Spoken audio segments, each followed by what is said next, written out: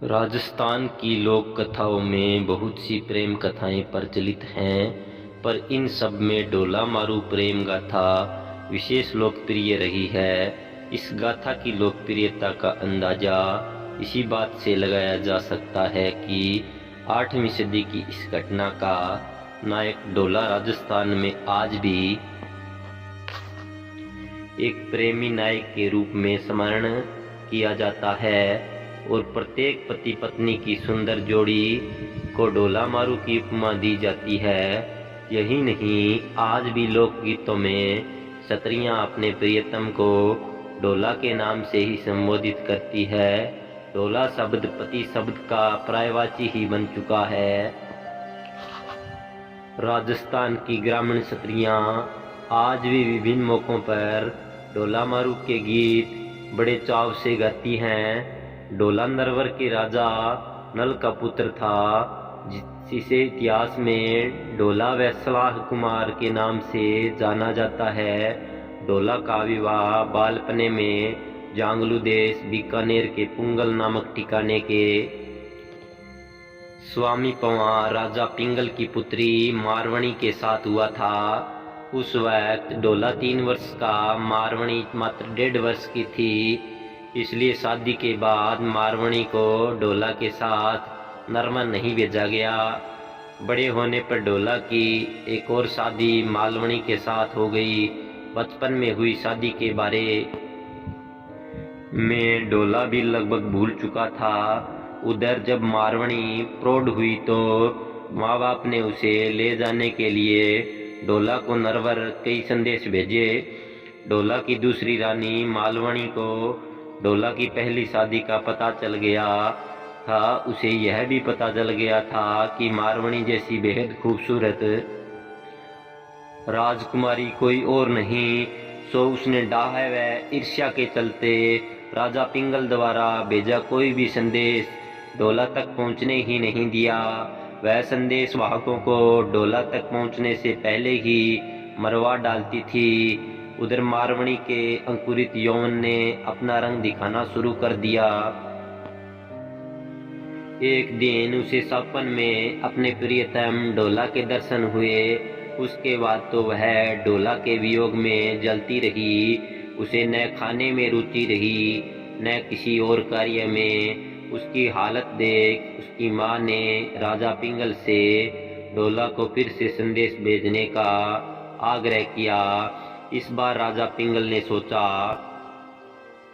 संदेशवाहक को तो मालवणी मरवा डालती है, इसलिए इस बार क्यों न किसी चतुर डोली को नरवर भेजा जाए जो गाने के बहाने डोला तक संदेश पहुंचा उसे मारवणी के साथ हुई उसकी शादी की याद दिला दे। जब डोली नरवर के लिए रवाना हो रहा था तब मारवणी ने उसे अपने पास बुलाकर मारू राग में दोहे बनाकर दिए और समझाया कि कैसे डोला के सम्मुख जाकर गाकर सुनाना है। डोली गायक ने मारवणी को वचन दिया कि वह जीता रहा तो डोला को जरूर लेकर आएगा और मर गया तो वहीं का होकर रह जाएगा। चतुर डोली याचक बनकर किसी तरह नरवर में डोला के महल तक पहुंचने में कामयाब हो गया और रात होते ही उसने ऊंची आवाज में गाना शुरू किया।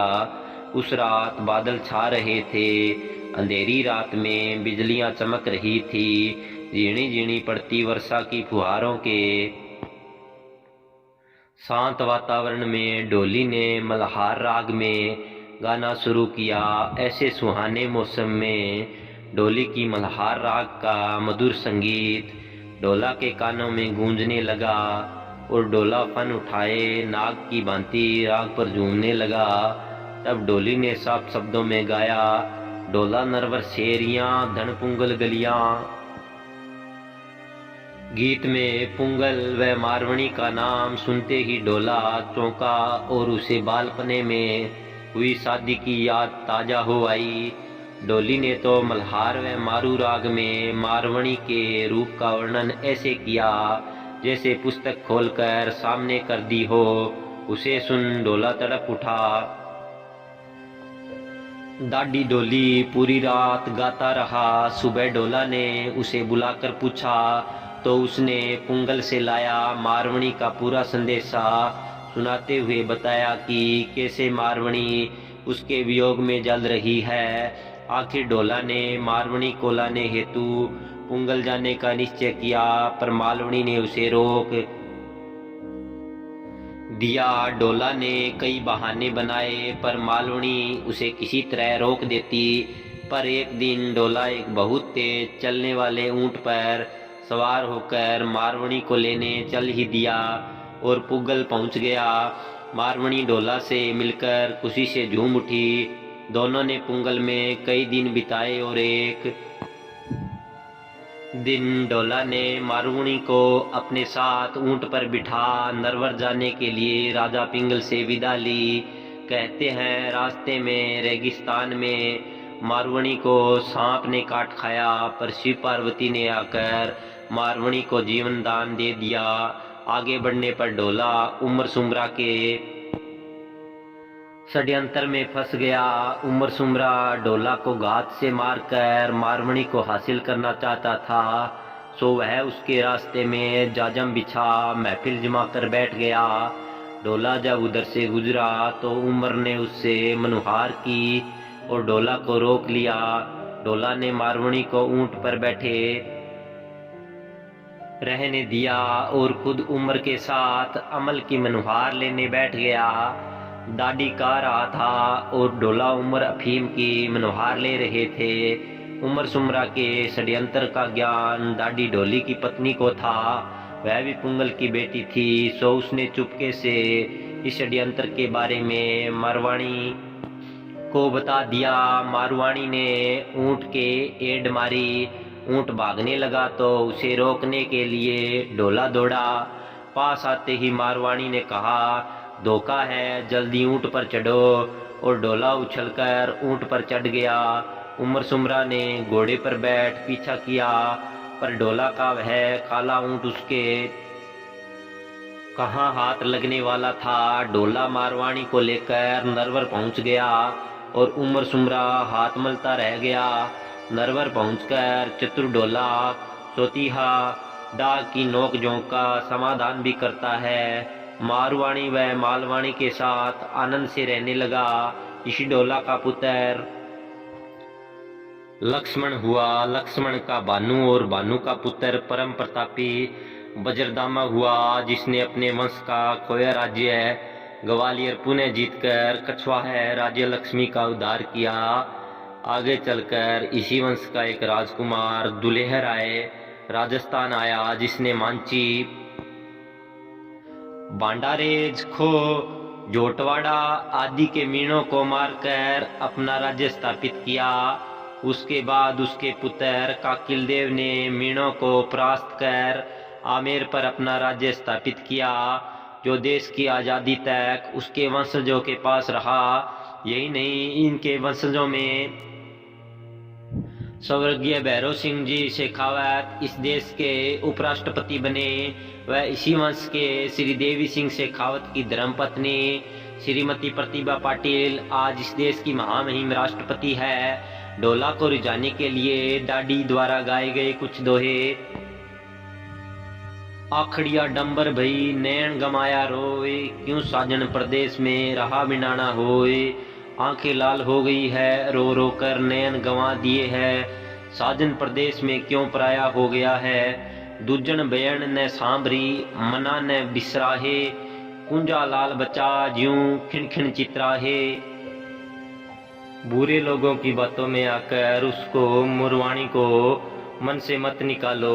कुरंजा पक्षी के लाल बच्चों की तरह वह सण सण आपको याद करती है। आंसुओं से भीगा चीर निचोड़ते निचोड़ते उसकी हथेलियों में छाले पड़ गए हैं। जे तू साहिबाना आवियों सावन पहली तीज, बिजल तले जब भूखड़े मूंद मरेसी खीज। यदि आप सावन की तीज के पहले नहीं गए तो वह मुग्धा बिजली की चमक देखते ही खिंचकर मर जाएगी। आपकी मारुआन के रूप का बखान नहीं हो सकता।